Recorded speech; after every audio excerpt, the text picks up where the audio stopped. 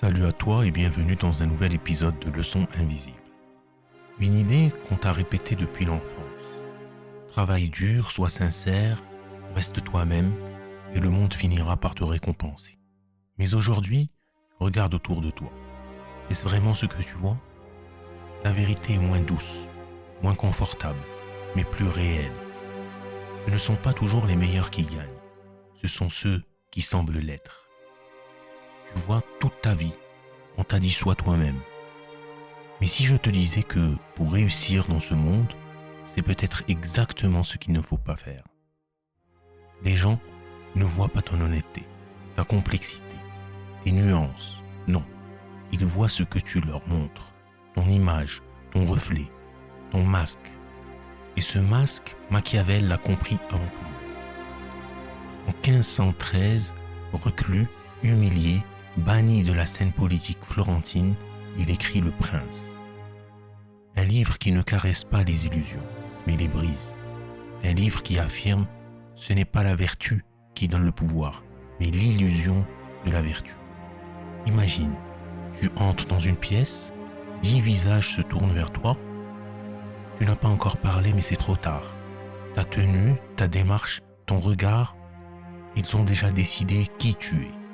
Et ce jugement, tu le retrouves partout. À l'école, au bureau, sur Instagram, dans les discussions entre amis. On vit dans une société de vitrines, où ce qui compte, ce n'est pas ce que tu es, mais ce que tu parais être. C'est dérangeant, injuste peut-être, mais ce n'est pas nouveau. Machiavel, cet esprit lucide du XVIe siècle, l'avait vu venir de loin. Parce qu'il avait compris une chose essentielle. Les hommes jugent avec leurs yeux, pas avec leur raison. Dans cet épisode, je ne vais pas te raconter l'histoire d'un philosophe. Je vais t'ouvrir une porte. Celle qui mène à la loi des apparences. Une loi silencieuse mais omniprésente. Une loi qui gouverne nos vies, parfois sans qu'on le sache. On va découvrir ensemble ce que disait Machiavel, comment ses idées ont traversé les siècles. Et surtout, comment elles s'appliquent à toi ici, maintenant. Dans tes posts LinkedIn, tes stories Instagram, ton entretien de demain, ton premier rendez-vous. Mais attention, ce n'est pas un simple cours, c'est une prise de conscience. Tu vas découvrir les pièges, les stratégies et peut-être les clés pour reprendre le contrôle de ton image plutôt que de la subir. Alors es-tu prêt à passer de l'autre côté du miroir, à voir ce que les autres ne voient pas, à comprendre enfin cette vérité que Machiavel avait déjà révélée il y a plus de 500 ans? Bienvenue dans Leçons invisibles. Avant de te parler d'apparence, il faut qu'on remonte un peu le temps. Parce que pour comprendre cette loi invisible, il faut d'abord rencontrer celui qui lui a donné un visage. Nicolas Machiavel. Nous sommes en 1469, à Florence, une ville éclatante d'art, de luxe, de savoir et de coups bas.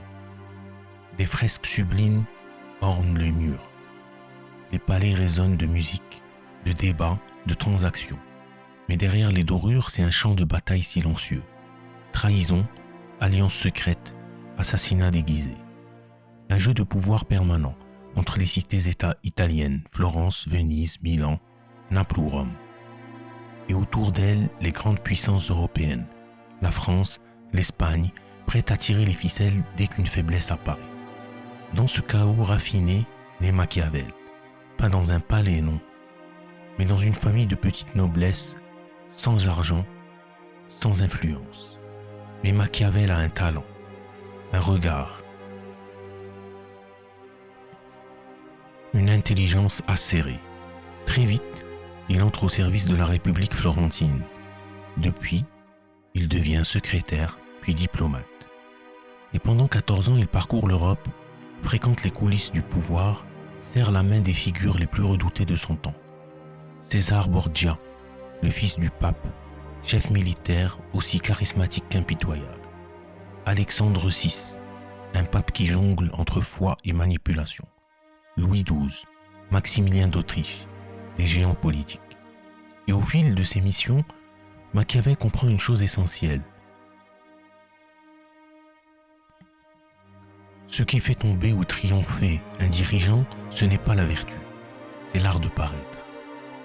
En 1512, les Médicis reprennent le contrôle de Florence.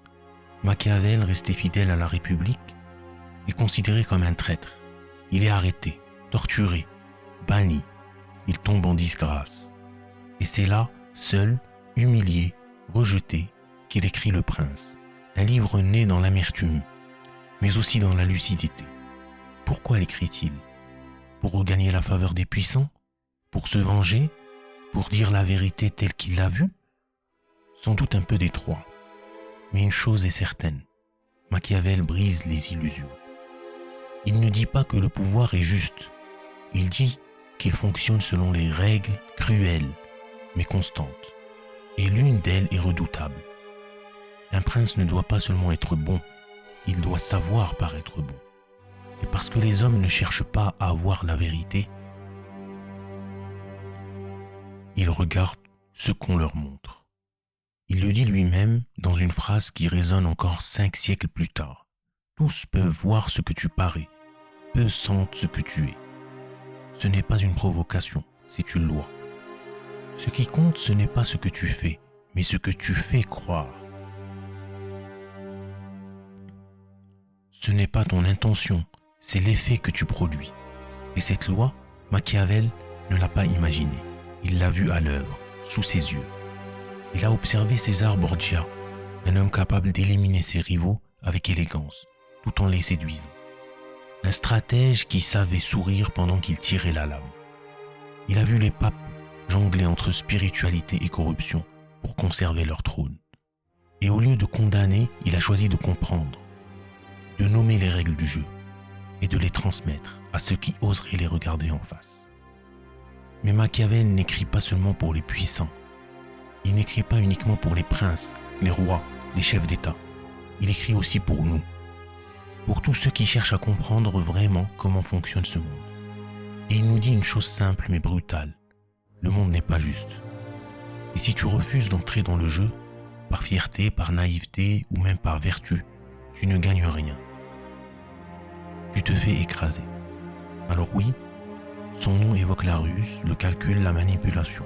Mais réduire Machiavel à un marionnettiste sans morale,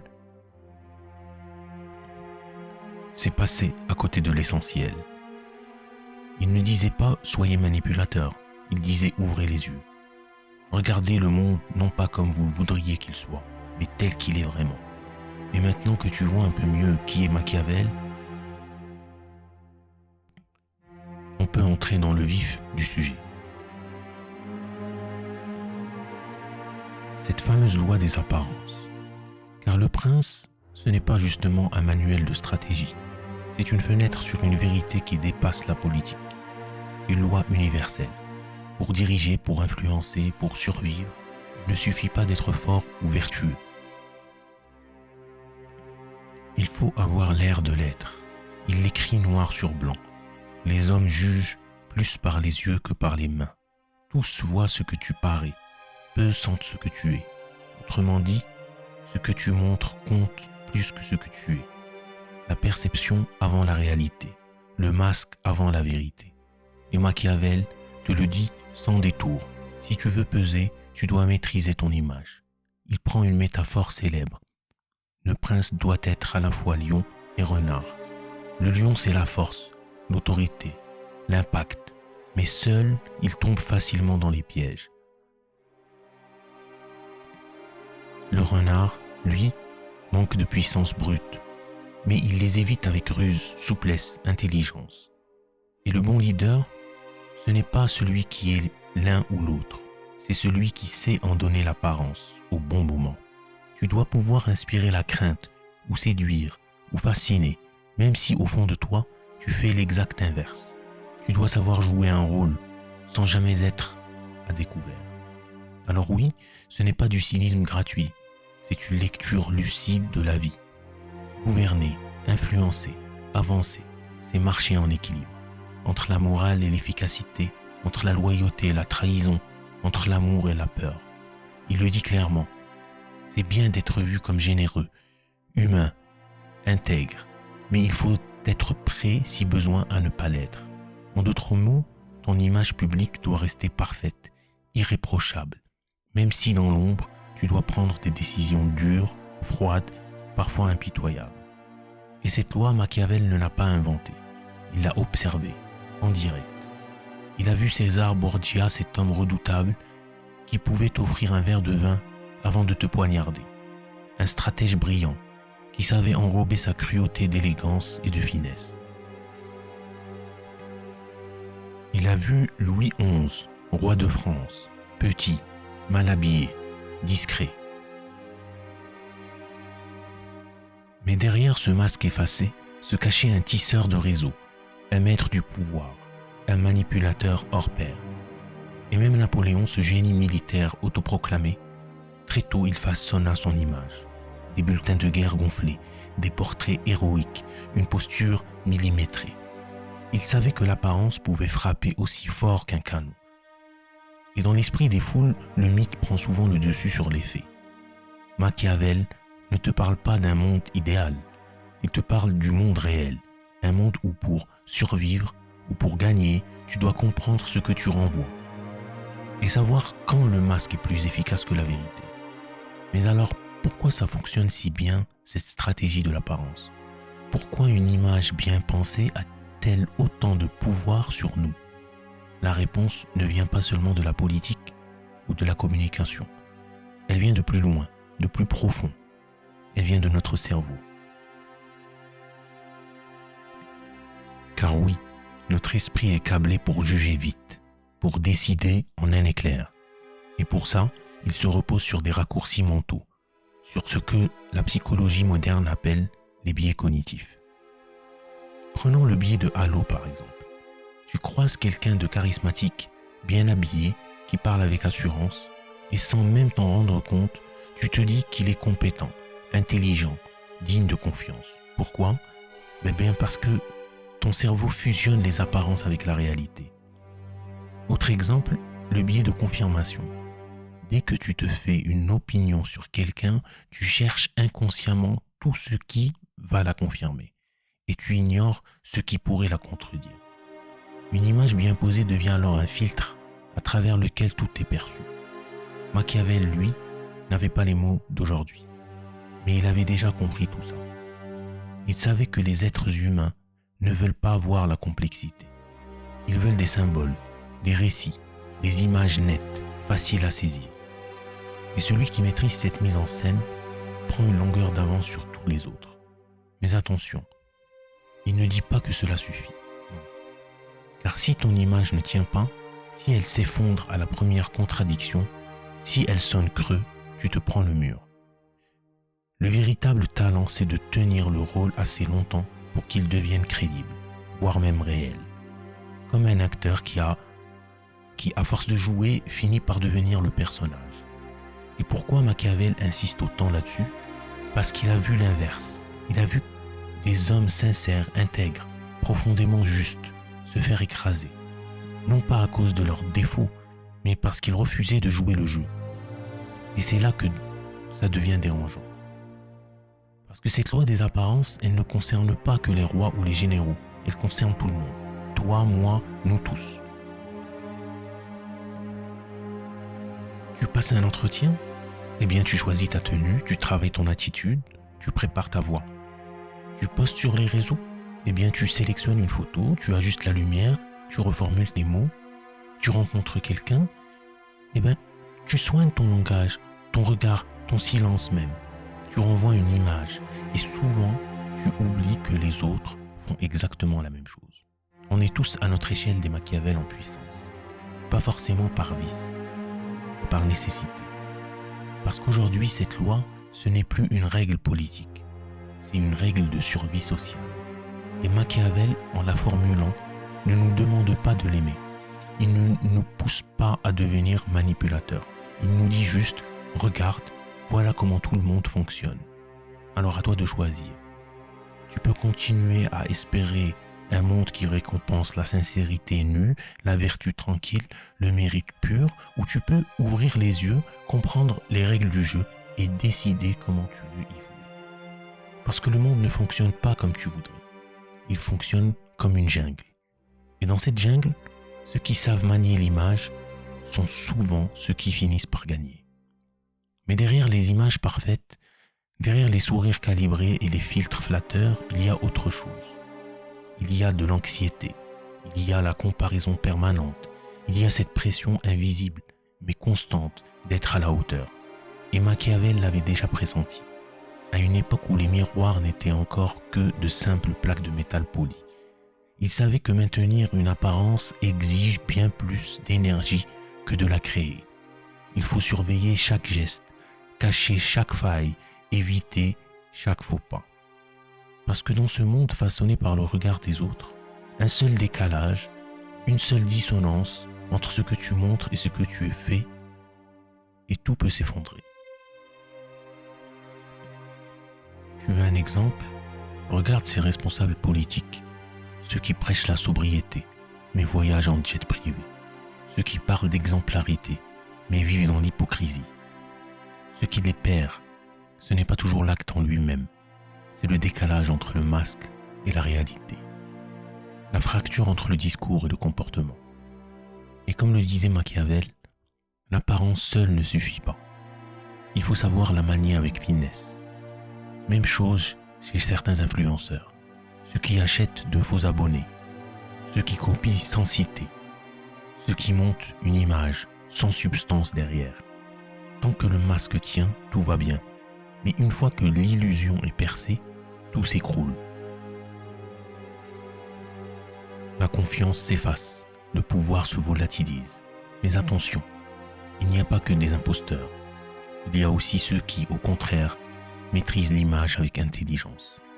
Des artistes, des militants, des entrepreneurs, des personnes qui utilisent l'apparence comme un levier, non pas pour tromper, mais pour mobiliser, pour éveiller, pour faire bouger les lignes. On pourrait dire que les réseaux sociaux ont démocratisé l'art de l'apparence. Autrefois, seuls les puissants jouaient ce jeu. Aujourd'hui, tout le monde peut y s'y prêter. Mais alors se pose une question troublante. À quel prix?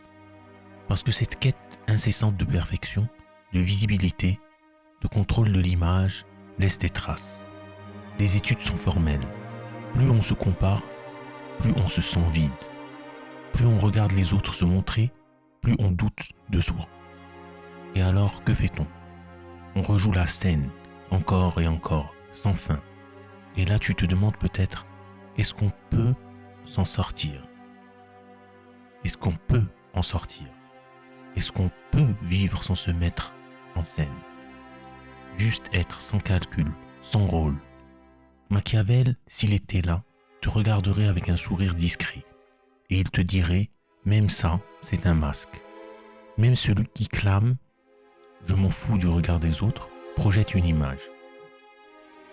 Celle du rebelle, du marginal, du vrai. Au fond, on est tous des acteurs sur une scène. Certains ont appris leur texte, d'autres improvisent, mais personne ne quitte vraiment le plateau. On choisit nos habits, nos mots, même nos silences. On gère notre image. La seule différence, c'est que certains en sont conscients et les autres non. Alors que faire? Faut-il miser à fond sur l'image, devenir stratège à chaque instant, ou au contraire tenter de revenir à quelque chose de plus sincère, de plus simple? Pas pour fuir le jeu, mais pour le comprendre et peut-être même le rejouer avec d'autres règles. Parce que Machiavel, malgré la dureté de son miroir, ne nous laisse pas sans réponse. Il ne nous pousse pas à nous soumettre, il nous invite à voir clair. Comprendre la loi des apparences, ce n'est pas s'y abonner, c'est peut-être au contraire le premier pas vers la liberté. Jusqu'ici, on a vu à quel point les apparences façonnent notre monde. Mais maintenant, posons une question plus subtile.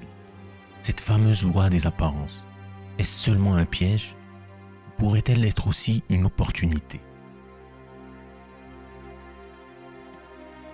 Commençons par les pièges. Le premier est peut-être le plus insidieux, c'est celui de devenir prisonnier de sa propre image. Pense aux célébrités, celles qui, à force de se montrer parfaites, drôles, brillantes, inspirantes, finissent par ne plus savoir où s'arrête le personnage et où commence la personne. Elles doivent rester au top tout le temps. Pas d'erreur, pas de relâche. Sous les projecteurs, leur vie devient un rôle sans pause. Et Machiavel l'aurait dit clairement. Construire une image, c'est difficile, mais la maintenir, c'est terriblement épuisant. Deuxième piège, la chute brutale, quand l'image vacille. Dans le monde politique, combien de carrières ont été ruinées, non pas à cause d'un scandale, mais à cause d'un simple décalage entre ce qu'on montrait et ce qu'on faisait vraiment. Tant que l'illusion tient, tout roule. Mais dès que le vernis craque, dès que le public voit la fissure, c'est souvent fini. Machiavel l'avait vu, lui aussi. Ce n'est pas le péché qui détruit, c'est l'hypocrisie dévoilée. Troisième piège, l'usure intérieure. Jouer un rôle en continu, c'est comme porter un costume trop serré. Au début, on le supporte, on s'y adapte, mais au bout d'un moment, on étouffe. Certains finissent par ne plus savoir qui ils sont, sans leur masque. Ils sourient, ils brillent, ils rassurent, et pourtant à l'intérieur, ils se sentent imposteurs. Ce que la psychologie appelle aujourd'hui le syndrome de l'imposteur. Machiavel ne l'avait pas nommé, mais il en avait déjà compris l'essence.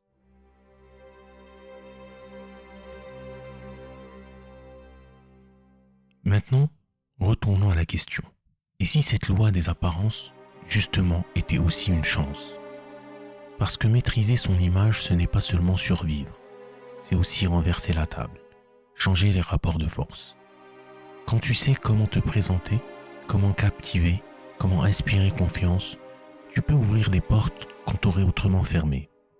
Dans le monde de l'entreprise, par exemple, combien d'entrepreneurs ont levé des millions, non pas parce qu'ils avaient déjà tout accompli, mais parce qu'ils avaient su projeter une vision, une ambition, une image.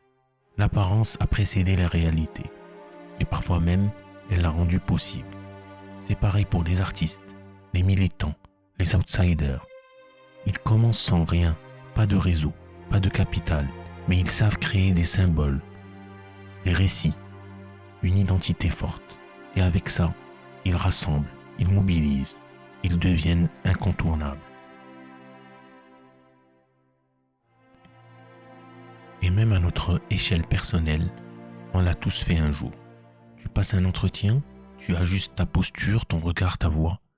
Un rendez-vous important, tu te donnes de l'assurance, même si tu doutes. Ce n'est pas de la tricherie, c'est une manière de mobiliser une version plus forte de toi-même. Tu trembles à l'intérieur, mais l'apparence t'aide à avancer. Mais il y a une condition, et elle est essentielle. L'apparence ne doit jamais remplacer le fond. Elle doit le servir. C'est ce que Machiavel suggérait avec sa subtilité habituelle. Tu peux soigner ton image, tu peux jouer avec les perceptions, mais à une seule condition, qu'il y ait quelque chose de vrai derrière, quelque chose de solide, de réel, d'aligné. Sinon, sinon tu construis sur du sable. Regarde Napoléon, encore une fois. Son image de stratège invincible a tenu parce qu'il gagnait vraiment. Mais à la fin de sa vie, quand des défaites s'enchaînent, l'image se fissure. Et à Waterloo, le mythe ne suffit plus. L'apparence sans victoire, c'est une défaite totale. Et aujourd'hui, c'est pareil. Tu peux vendre une idée, un projet, une version de toi, mais si tu ne tiens pas tes promesses, l'illusion finit par se retourner contre toi. Machiavel ne nous dit pas « soyez des illusionnistes », il nous dit « soyez des stratèges lucides ». Alors que faut-il retenir de tout ça? D'abord que l'apparence est inévitable.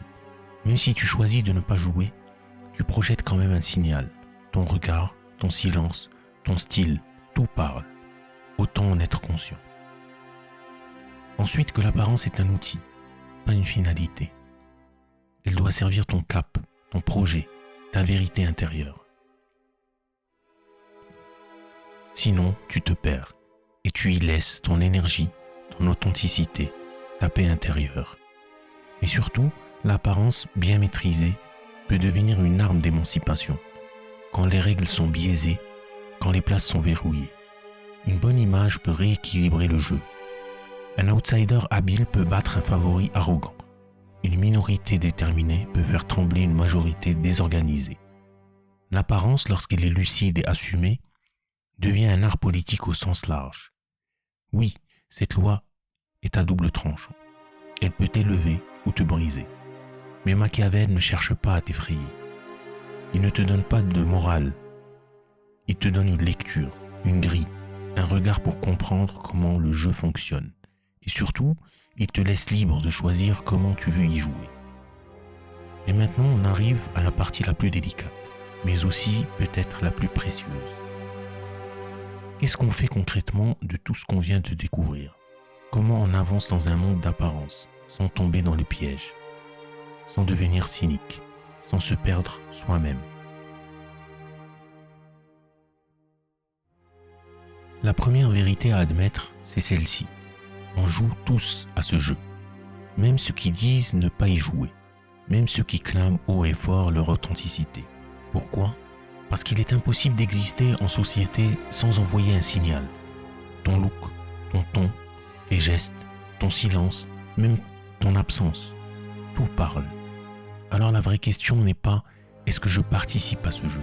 mais plutôt « comment puis-je y jouer intelligemment ?» Premier conseil, prendre conscience des signaux que tu renvoies. Beaucoup avancent en aveugle, sans jamais savoir ce qu'ils projettent. Fais un test simple. Demande à des proches de te décrire, non pas ta personnalité, mais l'impression que tu dégages. Comment tu es perçu quand tu rentres dans une pièce? Qu'est-ce que ton regard, ta posture, ton silence évoquent?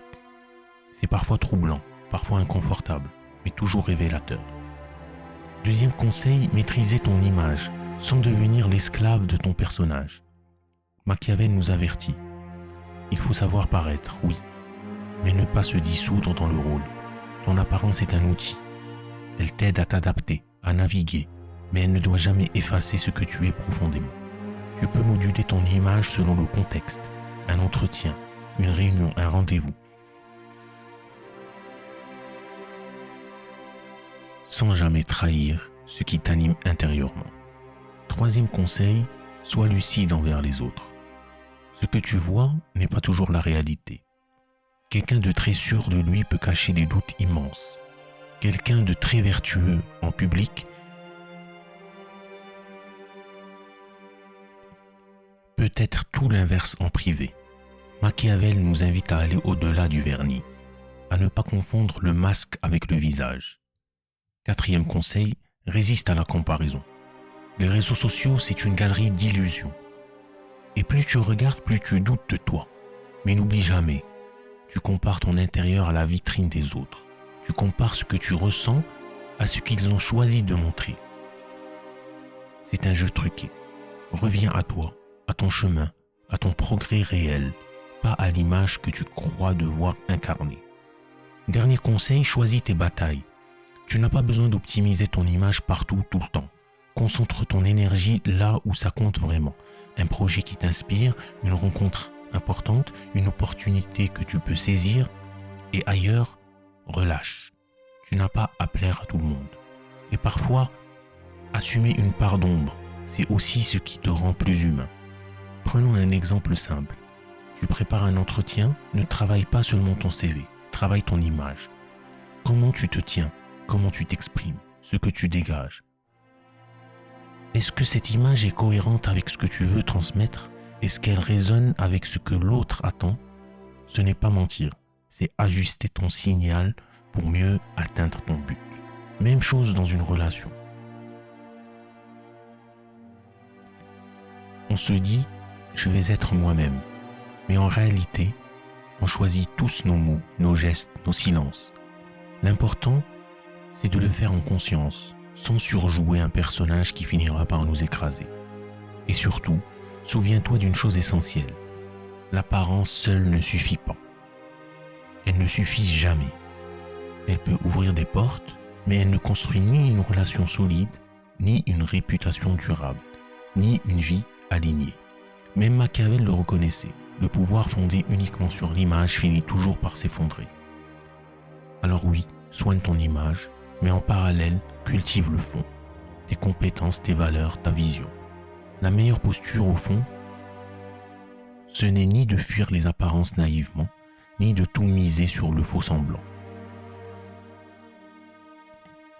C'est une posture de lucidité active, observer, ajuster, choisir en conscience. et peut-être grâce à cela ne plus être un pion du jeu, mais en devenir doucement le stratège. Et pour ne pas laisser tout ça flotter dans l'air, je te propose un petit défi, simple mais puissant. Dans les jours qui viennent, observe-toi. Repère 3 situations où tu joues sur ton image et pose-toi ces 3 questions. Qu'est-ce que je projette? Est-ce que c'est intentionnel? Est-ce que c'est aligné avec ce que je veux vraiment? Pas besoin d'en faire un exposé, juste 3 prises de conscience, 3 petites lumières qui peut-être changeront ton rapport aux autres et ton regard sur toi-même. Parce que Machiavel en réalité ne nous donne pas une morale, il ne nous dit pas quoi penser, il nous donne un outil, un regard, une façon d'interroger le monde. Et à partir de là, à chacun de jouer son rôle avec discernement. Alors la prochaine fois que tu t'apprêteras à ajuster ta voix, à choisir tes mots, à corriger ta posture, souviens-toi, tu es en train d'activer une loi vieille de 500 ans, la loi des apparences. Et à chaque instant, tu as le choix, la subir ou l'apprivoiser. Et voilà, on arrive au bout de ce voyage à travers les apparences, un voyage guidé par un homme qu'on croit connaître, mais qu'on redécouvre à chaque fois, à chaque mot, Niccolò Machiavel. Un penseur souvent caricaturé, souvent diabolisé, mais toujours d'une lucidité tranchante. Reprenons une dernière fois ce qu'on a exploré ensemble. On a vu que dans les relations humaines, et encore plus dans le jeu de pouvoir, ce n'est pas toujours ce que tu es qui compte, c'est ce que tu fais croire que tu es. Et ça, Machiavel l'avait compris dès le XVIe siècle. Il avait vu que les foules jugent avant les yeux, pas avec l'intelligence. Il savait que peu prennent le temps de creuser derrière la façade. On a vu comment les grands stratèges de l'histoire, Louis XI, César Borgia, Napoléon, ont maîtrisé cet art de l'apparence pour asseoir leur pouvoir. Et aujourd'hui, on est tous plongés dedans. Réseaux sociaux, profils professionnels, vie sociale ultra codée. Même sans le vouloir, on joue tous ce jeu. Mais on a aussi vu ces pièges, cette fatigue de devoir toujours être irréprochable, cette peur que tout s'effondre quand le masque se fissure, cette comparaison constante qui finit par nous user. Et en même temps, on a vu qu'une apparence bien maîtrisée peut aussi devenir un levier d'opportunité, ouvrir des portes, renverser les rapports de force, ou même parfois révéler une version plus forte de nous-mêmes. Alors au fond, que fait-on de tout ça? Peut-être que ce sujet en réalité nous parle moins du monde que de nous-mêmes. Est-ce qu'on est en train de devenir les prisonniers de notre image? Est-ce qu'on s'épuise à répondre au regard des autres, au point d'en oublier qui on est vraiment? Ou bien, est-ce qu'on apprend à jouer avec les codes, sans perdre notre axe intérieur? Et c'est là, sans nous faire la leçon que Machiavel nous rend, le plus grand service. Il ne dit pas « fais ci ou fais ça ». Il dit « voici comment le monde fonctionne. À toi de décider comment tu veux y exister ». Cette posture demande une forme de maturité. Elle exige de renoncer aux illusions et d'accepter que les relations humaines sont pleines de jeux subtils, de tensions invisibles, de stratégies parfois inconscientes. Mais dans ce monde qui va vite, où les apparences circulent plus vite que les vérités, être capable de lire entre les lignes, de distinguer l'image de la réalité, c'est une force. C'est même peut-être une forme de liberté. Alors avant de se quitter, je te pose une vraie question. Quelle image veux-tu cultiver dans ta propre vie? Et pourquoi? Est-ce une image qui te porte, qui te rapproche de ce que tu veux vraiment? Ou est-ce une image qui t'épuise, qui te tire vers le bas, qui te masque à toi-même? Je t'invite à y réfléchir, à observer les masques que tu portes, pas pour les rejeter d'un bloc, mais pour les comprendre et peut-être en reprendre le contrôle. Parce que parfois comprendre, c'est déjà reconquérir un peu de liberté. Si cet épisode t'a fait réfléchir, si tu t'y es reconnu, n'hésite pas à laisser un commentaire. Dis-moi ce que tu en penses. Et si tu veux continuer à explorer avec moi ces fameuses leçons invisibles qui régissent nos vies, pense à t'abonner à la chaîne. Ici, On n'est pas là pour donner des vérités toutes faites. On est là pour ouvrir des perspectives, bousculer les évidences et aller voir ce qui se cache derrière les façades.